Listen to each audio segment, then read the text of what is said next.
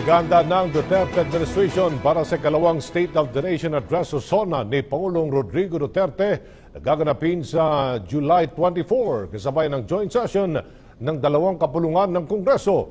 Sinabi ni Presidential Communications Secretary Martin Andanar na nagsimulat na ang pagpupulong ng Presidential Management Staff o PMS higil sa magiging ikalawang SONA ng Pangulong Duterte. At ay kay Secretary Andanar, iuulat sa bayan ni Pangulong Duterte ang accomplishment ng kanyang administrasyon at assessment sa unang SONA na sumentro sa mga kailangang pagbabago. Idayag ni Secretary Andanar na tiyak nakasama sa SONA message ng Pangulong ukol sa resulta ng kampanya sa kriminalidad, partikular na ang paglaban sa iligal na droga at korupsyon sa pamahalaan. Idinagdag pa ni Secretary Andanar na ilalatag din ng Pangulo ang plano ng administrasyon sa susunod na 5 taon. I will not talk to anybody.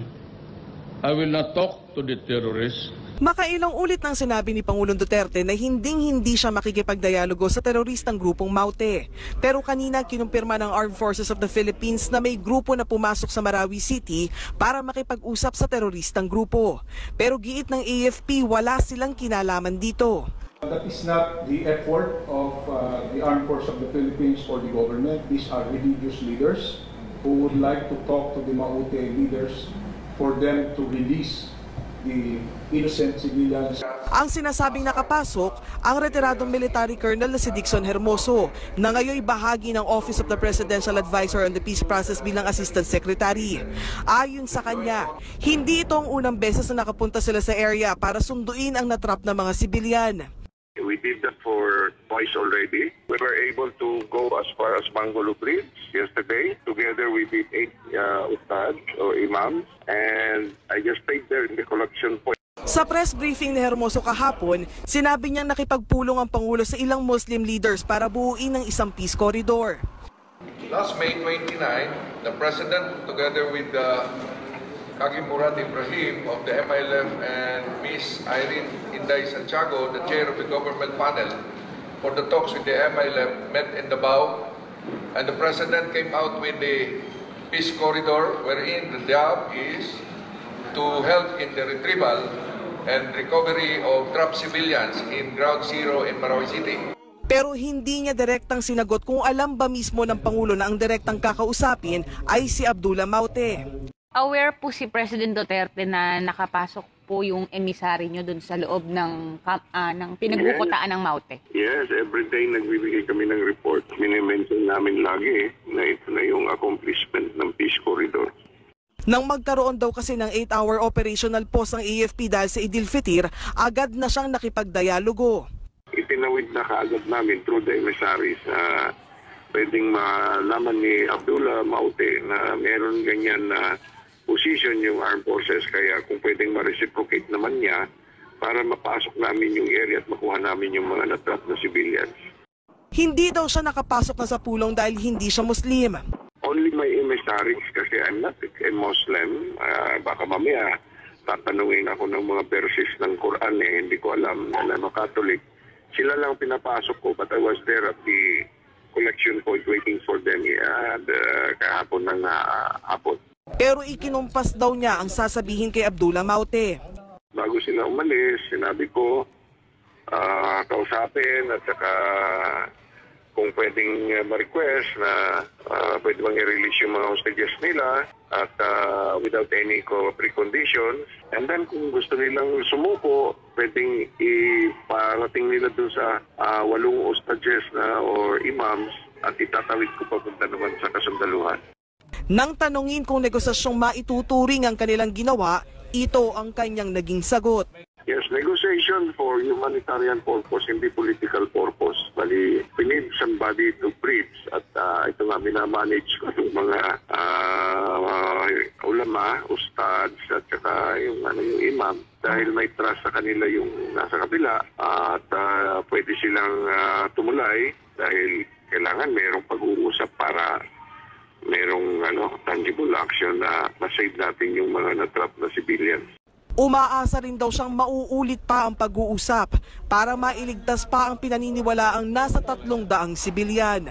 Umaaksyon kay Suportado ng mga kapatid na Muslim ang ipinatutupad na martial law sa Mindanao, ang ilang batas militar laban para tuluyan ng magapi ang mga terorista. May report si Alan Francisco. Pag-unawa at pagpapakita ng simpatya sa mga apektadong sibilyan sa Marawi City.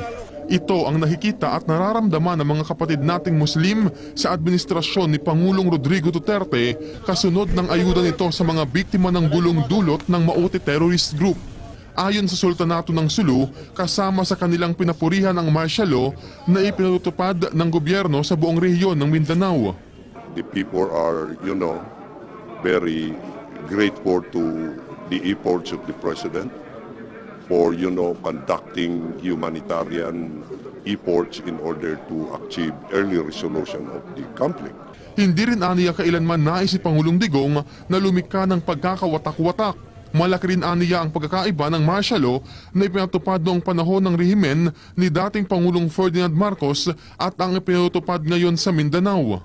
You can see a distinct picture in the 1972 and the present declaration of martial law by our beloved President. Sinasabi ng lahat, for those who are peace-loving people, walang problema. But only those who oppose the government ang may problema. Nainiwala naman ang isa pang grupo ng mga Muslim na pawang mga kalaban lamang ng pamahalaan at ng pagbabago ang tutol sa batas militar. We have a good president na nakikita niya the only solution for our country to declare martial law. Samantala, una nang binigyang diin ng mga taga-Iligan, Marawi at marami pang lugar sa Mindanao ang kanilang pagpabor sa batas militar bilang pangontra sa terorismo. Para sa Bayan, Alan Francisco. Posible di umanong inabandona na ng kinikilalang leader ng ISIS sa bansa na si Isnilon Hapilon ang grupong Maute sa Marawi.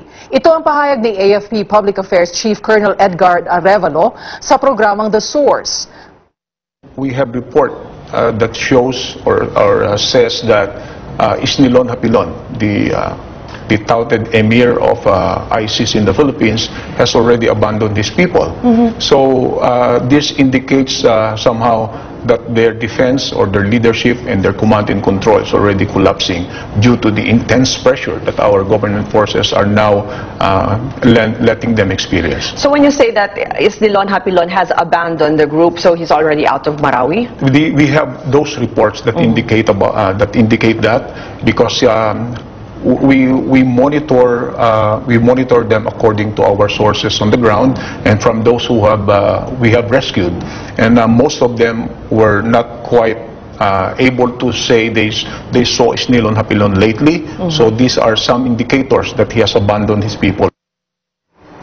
Dagdag pa ni Arevalo, nagkausap ang mga imam at ang Maute Group kahapon habang may pansamantalang tigil putukan bilang pagrespeto sa pagtatapos ng Ramadan.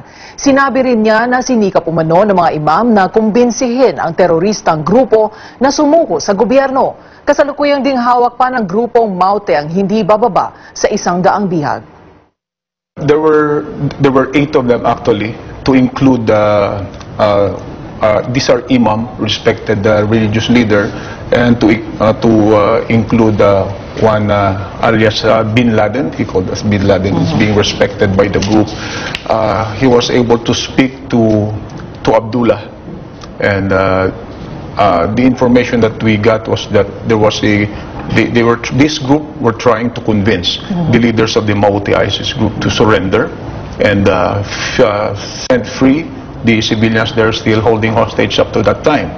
But with regard to how it went out and it finally turned out, we are not quite privy about it yet. Right now, what we still have, Ruth, are estimates. They were saying that it is around 100 to 120 still.